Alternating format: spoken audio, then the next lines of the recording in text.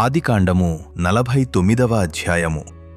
యాకోబు తన కుమారులను పిలిపించిట్లనెను, మీరు కూడి రండి, అంత్య దినములలో మీకు సంభవింపబోవు సంగతులను మీకు తెలియచేసెదను. యాకోబు కుమారులారా, కూడి వచ్చి ఆలకించుడి. మీ తండ్రి అయిన ఇశ్రాయేలు మాట వినుడి. రూబేను, నీవు నా పెద్ద కుమారుడవు. నా శక్తియు నా బలము యొక్క ప్రథమ ఫలమును, ఔన్నత్యాతిశయమును, బలాతిశయమును నీవే. నీళ్లవలే చంచలుడవై నీవు అతిశయము పొందవు. నీ తండ్రి మంచము మీదికెక్కితివి, దానిని అపవిత్రము చేసితివి. అతడు నా మంచము మీదికెక్కెను. సిమ్యోను, లేవి అనువారు సహోదరులు. వారి ఖడ్గములు బలాత్కారపు ఆయుధములు. నా ప్రాణమా, వారి ఆలోచనలో చేరవద్దు. నా ఘనమా, వారి సంగముతో కలిసి కొనవద్దు. వారు కోపం వచ్చి మనుషులను చంపిరి. తమ స్వేచ్ఛ చేత ఎద్దుల గుదికాలి నరములను తెగగొట్టిరి. వారి కోపము వేండ్రమైనది, వారి ఉగ్రతయు కఠినమైనది. అవి శపింపబడను. యాకోబులో వారిని విభజించెదను, ఇశ్రాయేలులో వారిని చెదరగొట్టెదను. యూదా, నీ సహోదరులు నిన్ను స్తుతించెదరు. నీ చెయ్యి నీ శత్రువుల మెడ మీద ఉండును. నీ తండ్రి కుమారులు నీ ఎదుట సాగిలపడుదురు. యూదా కొదమ సింహము, నా కుమారుడా, నీవు పట్టిన దానిని వచ్చితివి. సింహము వరెను, గర్జించు, ఆరు సింహము వరెను. అతడు కాళ్ళు ముడుచుకొని పండుకొనెను. అతని లేపువాడెవడు? షిలోహు వచ్చు వరకు యూదా యుద్ధ నుండి దండము తొలగదు. అతని కాళ్ల మధ్య నుండి రాజదండము తొలగదు. ప్రజలు అతనికి విధేయురయ్యుందురు.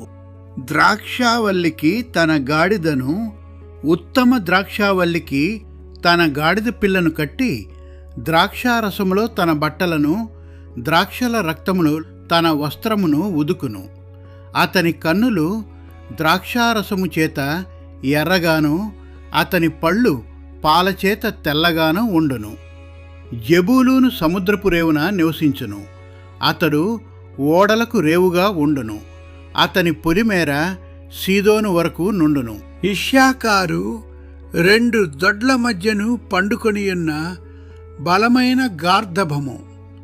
అతడు విశ్రాంతి మంచిదగుటయు, ఆ భూమి రమ్యమైన దగుటయు చూచెను గనుక అతడు మోయుటకు భుజము వంచుకొని వెట్టిచేయు దాసుడగును. దాను ఇశ్రాయేలు గోత్రికులవరే తన ప్రజలకు న్యాయము తీర్చును. దాను త్రోవలో సర్పముగాను, దారిలో కట్లపాముగాను ఉండును. అది గుర్రపు మడిమెలు కరుచును.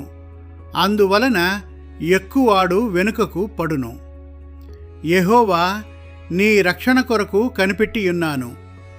బంటుల గుంపు గాదును కొట్టును, అతడు మడిమెను కొట్టును. ఆషేరు నద్ద శ్రేష్టమైన ఆహారము కలదు. రాజులకు తగిన మధుర పదార్థములను అతడిచ్చును. నఫ్తాలి విడువబడిన లేడి, అతడు ఇంపైన మాటలు పలుకును.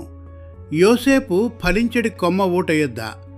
ఫలించడి కొమ్మ దాని రెమ్మలు గోడమీదికి ఎక్కి వ్యాపించును. విలుకాండ్రు అతని వేధించిరివారు బాణములను వేసి అతని హింసించిరి. యాకోబు కొరుచు పరాక్రమశాలి అయిన వాని హస్తబలము వలన అతని విల్లు బలమైనదగును. ఇశ్రాయేలునకు బండయు మేపెడివాడును ఆయనే. నీకు సహాయము చేయు నీ తండ్రి దేవుని వలనను, పైనుండి మింటి దీవెనలతోనూ, క్రింద దాగియున్న అగాధ జలముల దీవెనలతోనూ, స్తనముల దీవెనలతోనూ, గర్భముల దీవెనలతోనూ నిన్ను దీవించు సర్వశక్తుని దీవెన వలనను అతని బాహుబలము దిట్టపరచబడును. నీ తండ్రి దీవెనలు నా పూర్వీకుల దీవెనలపైని చిరకాల పర్వతముల కంటే హెచ్చుగా ప్రబలమగును. అవి యోసేపు తల మీదను తన సహోదరుల నుండి వేరుపరచబడిన వాని నడినెత్తి మీదను ఉండును. బెన్యామీను చీల్చునట్టి తోడేలు అతడు ఉదయమందు ఎరను తిని అస్తమయమందు దోపుడు సొమ్ము పంచుకొనును. ఇవి అన్నియు ఇశ్రాయేలు 12 గోత్రములు. వారి తండ్రి వారిని దీవించుచు వారితో చెప్పినది ఇదే. ఎవరి దీవెన చొప్పున వారిని దీవించెను. తరువాత అతడు వారికాజ్ఞాపించుచు ఇట్లనెను, నేను నా స్వజనుల యొద్దకు చేర్చబడుచున్నాను. హిత్తీయుడైన ఎఫ్రోను భూమి యందున్న గుహలో నా తండ్రుల యొద్ద నన్ను పాతిపెట్టుడి. ఆ గుహ కనాను దేశమందలి మమ్రే ఎదుటనున్న మక్పేలా పొలములో ఉన్నది. అబ్రహాము దానిని, ఆ పొలమును హిత్తీయుడవు ఎఫ్రోను యొద్ద శ్మశాన భూమి కొరకు స్వాస్థ్యముగా కొనెను. అక్కడనే వారు అబ్రహామును అతని భార్య అయిన సారాను పాతిపెట్టిరి. అక్కడనే ఇస్సాకును అతని భార్య అయిన రిబ్కాను పాతిపెట్టిరి. అక్కడనే నేను లేయాను పాతిపెట్టి తిని. ఆ పొలమును అందులోనున్న గుహయు హేతుకుమారుల యొద్ద కొనబడినది అనెను. యాకోబు తన కుమారులకాజ్ఞాపించుట చాలించి మంచము మీద తన కాళ్ళు ముడుచుకొని ప్రాణము విడిచి తన స్వజనుల యొద్దకు చేర్చబడెను.